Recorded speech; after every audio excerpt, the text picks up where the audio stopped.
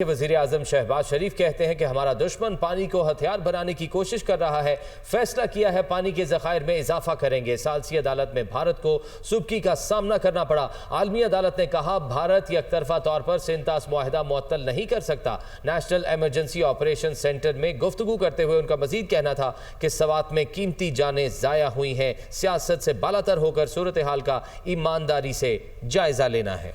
2022 के सैलाब ने बहुत नुकसान पहुंचाया। हज़ारों एकड़ पर खड़ी फसलें और मकानात तबाह हुए। सैलाब के बाद NTMA को जदीद खतूत पर इस्तवाद किया गया। खतरात से आगाही के निज़ाम से मुतालिक भी NTMA का अहम किरदार है। बरवक्त मालूमात की फराहमी के लिए इक़दामात काबिल तारीफ़ हैं। समाजी और मुआशी तरक्की के अहदाफ के हसूल के लिए कोशिशों को तेज़ करना है। अमरीकी सदर डोनाल्ड ट्रंप गजा में जंगबंदी के लिए पुरुमीद मीडिया से गुफ्तगू करते हुए कहा, हमें उम्मीद है गजा में जंगबंदी अगले हफ्ते हो जाएगी। हम गजा से यरगमालियों को वापस लाना चाहते हैं। सदर ट्रंप ने मजीद कहा, नेतन्याहू यहाँ आ रहे हैं, हम बहुत सी चीज़ों पर बात करेंगे। ईरान जंग में शानदार फतह पर गुफ्तगू होगी। ईरान जंग में हमने नाकाबिल यकीन कामयाबी हासिल की। पाकिस्तान जुलाई के लिए सलामती काउंसिल का सदर मुंतखब। अक़वाम मुत्तहिदा में पाकिस्तान के मुस्तकिल नुमाइंदे आसिम इफ्तिखार अहमद की न्यूयॉर्क में प्रेस ब्रीफिंग। कहा, पाकिस्तान ने सलामती काउंसिल की सदारत संभाल ली है। पाकिस्तान UN चार्टर के मुताबिक तनाज़ात का पुरअमन हल चाहता है। दुनिया में तेज़ी से बदलती सूरत हाल पर नज़र रखे हुए हैं।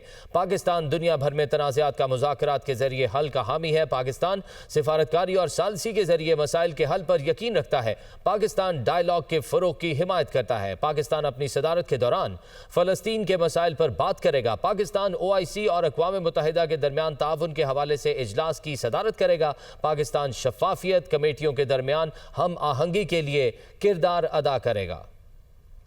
जस्टिस सरफराज डोगर को chief justice Islamabad high court तैनात करने का फैसला। जुडिशल कमीशन ने जस्टिस सरफराज डोगर के नाम की मंजूरी दे दी। जस्टिस सरफराज डोगर की तैनाती की मंजूरी कसरत राय से दी गई। जस्टिस सरफराज डोगर को 16 में से 9 वोट मिले। जस्टिस सरफराज डोगर की मुखालफत में 6 वोट दिए गए। जस्टिस जमाल मंदोखैल ने वोटिंग में हिस्सा नहीं लिया। जस्टिस मंसूर और जस्टिस मुनीब अख्तर ने जस्टिस मोहसिन अख्तर कियानी के हक में वोट दिया। जुडिशल कमीशन के 4 मेंबरान ने जस्टिस मियागुल हसन औरंगजेब के हक में वोट दिया। PTI के 2 अरकान ने भी जस्टिस मियागुल हसन को वोट दिया। इस्लामाबाद हाई कोर्ट में justice Sarfraz Dogar seniority list में पहले नंबर पर है। चीफ जस्टिस याहिया अफरीदी की ज़ेर सदारत जुडिशल कमीशन का इजलास। सिंध हाई कोर्ट के लिए मोहम्मद जुनैद गफ्फार को मुस्तकिल चीफ जस्टिस बनाने की मंजूरी। जस्टिस रोजी खान को chief justice Balochistan high court तैनात करने का फैसला। जस्टिस अतीक शाह को chief justice Peshawar high court तैनात करने की मंजूरी। Chief justice Pakistan justice Yahya Afridi की ज़ेर सदारत जुडिशल कमीशन का इजलास। जस्टिस सरफराज डोगर को Islamabad high court, justice SM Ateeq Shah को पेशावर हाई कोर्ट का चीफ जस्टिस मुकर्रर करने का फैसला। जस्टिस रोजी खान को Balochistan high court, justice Junaid Ghaffar को सिंध हाई कोर्ट का चीफ जस्टिस तैनात करने की मंजूरी। राय के मुताबिक जस्टिस मंसूर अली शाह ने इजलास की कार्रवाई के दौरान एतराज उठा दिया और कहा कि 26वीं आईनी तरमीम पर फैसला पहले होना चाहिए। जस्टिस मुनीब अख्तर और PTI के 2 अरकान ने भी जस्टिस मंसूर अली शाह की राय की हिमायत की। वजीर कानून खैबर पख्तूनख्वा ने भी जस्टिस मंसूर अली शाह की राय से इत्तफाक किया। इस्लामाबाद हाई कोर्ट के चीफ जस्टिस के लिए जस्टिस सरफराज डोगर के हक में 9 वोट आए। जुडिशल कमीशन के 4 मेंबरान ने जस्टिस मियां गुल हसन औरंगजेब के हक में वोट दिया। जस्टिस जमाल मंदोखेल ने किसी जज के हक में वोट नहीं दिया। जस्टिस मंसूर अली शाह और जस्टिस मुनीब अख्तर ने जस्टिस मोहसिन अख्तर कियानी के हक में वोट दिया, जबकि चीफ जस्टिस याहिया अफरीदी ने जस्टिस मियां गुल हसन औरंगजेब के हक में वोट दिया। अपोजिशन मेंबरान बैरिस्टर अली जफर, बैरिस्टर गौहर और member Islamabad high court bar association Zulfikar Abbasi ने भी जस्टिस मियां गुल हसन औरंगजेब के हक में वोट दिया। जुडिशल कमीशन ने हाई कोर्ट्स के चीफ जस्टिस साहिबान की तकर्री से वजीर आजम को आगाह कर दिया है। सेक्रेटरी जुडिशल कमीशन ने वजीर आजम के प्रिंसिपल सेक्रेटरी को मरासला लिख दिया। मरासले में कहा गया है कि वजीर आजम आर्टिकल 175A की झैली शिक 8 के तहत जजेस के तकर्रुर की कार्रवाई मुकम्मल करें। वज़ीर आज़म के मुशीर राना सनाउल्लाह कहते हैं कि तहरीक इंसाफ ने अगर तहरीक चलाई तो उसे पूरी सख्ती के साथ रोका जाएगा और हुकूमत को जो मुनासिब लगा वो करेगी। प्रोग्राम दुनिया मेहर बुखारी के साथ गुफ्तगू करते हुए मजीद क्या कहा, आइए आपको सुनवाते हैं। तहरीक इंसाफ एक बार फिर 10 मुहर्रम से तहरीक का आगाज करने जा रही है, ये ऐलान कर दिया है। ये तहरीक चलाएं, उसे पूरी सख्ती के साथ जो है उसे रोका जाएगा और उसके लिए जो भी करना जो है वो मुनासिब और मौसर हुआ वो किया जाएगा। सिस्टम फिर लंबा खींच रहे हैं आप लोग सर। अगर इसमें 2 या 3 साल मिल जाए तो आप यकीन करें کہ ہم اس اکانومی کے بحران سے نکل جائیں گے. حکومت کا تو ہے نا 5 سال سر, آپ ہی کے ہیں نا اب یہ 5 سال, اگر اور مل جائیں what do you mean؟ نہیں 5 سال جو ہے وہ تو 5 کے 10 بھی ہو سکتے ہیں, وہ تو ایک الگ بات ہے نا. 5 کے 10 موجودہ جو اکانومی کا بحران ہے, یہ سر 5 کے 10 ہو اگر جائیں. آج یہ کہا جائے کہ ملک نکلا ہے, نہیں ایسا نہیں ہے, ملک نکلا نہیں ہے ابھی.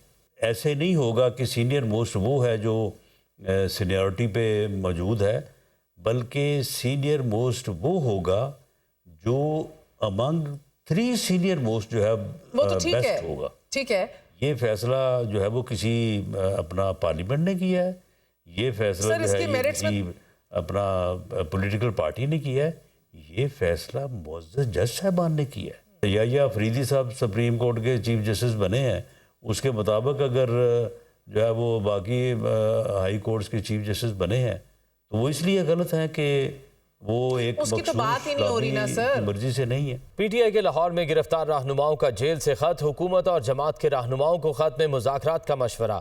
بدترین بحران سے نکلنے کا واحد راستہ مذاکرات کو قرار دیا گیا. تفصیلات حمزہ خورشید کی اس رپورٹ میں جانیے.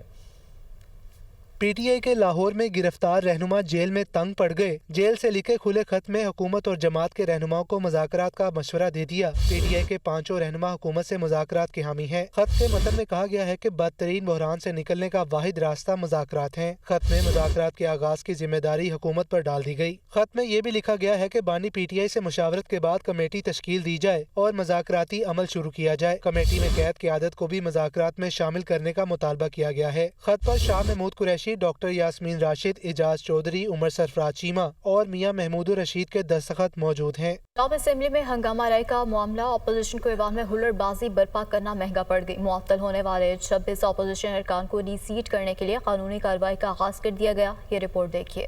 پنجاب اسمبلی میں اراکین کی ہلڑ بازی پر اپوزیشن کو نئی پریشانی کا سامنا. اپوزیشن کے 26 معطل اراکین کو ڈی سیٹ کرنے کے لیے قانونی چارہ جوئی کا آغاز. ذرائع کا کہنا ہے کہ معطل 26 اراکین کی رکنیت ختم کرنے کے لیے اسپیکر آفس کی محکمہ قانون سے مشاورت معطل اپوزیشن اراکین کے خلاف ریفرنس الیکشن کمیشن کو بھجوایا جائے گا. ذرائع کے مطابق معطل 26 اراکین کے خلاف ریفرنس میں پارلیمانی لیڈر کے فیصلے کی خلاف ورزی کا جواز شامل ہوگا. اسپیکر آفس نے سابق چیف جسٹس عمر عطا بندیال کے حمزہ شہباز کے خلاف فیصلے کی نظیر پر کام شروع کر دیا. معطل 26 اپوزیشن اراکین کے خلاف ریفرنس عاشورہ کے بعد بھجوائے جانے کا امکان. اسپیکر پنجاب اسمبلی کی ماہرین قانون سے اراکین کو ڈی سیٹ کرنے کے معاملے پر مشاورت جاری. اسپیکر پنجاب اسمبلی ملک محمد احمد خان کا کہنا تھا کہ اراکین اسمبلی کو ڈی نوٹیفائی کرنے کا فیصلہ پہلے ہی بطور نظیر موجود ہے, جس کا تفصیلی جائزہ لے کر قانونی چارہ جوئی کریں گے. پشاور ہائی کورٹ نے اسپیکر خیبر پختونخوا اسمبلی کو مخصوص نشستوں پر منتخب اراکین اسمبلی سے حلف نہ لینے کی ہدایت کر دی. عدالت نے یہ حکم کس کیس کے دوران دیا, اس رپورٹ میں دیکھیے.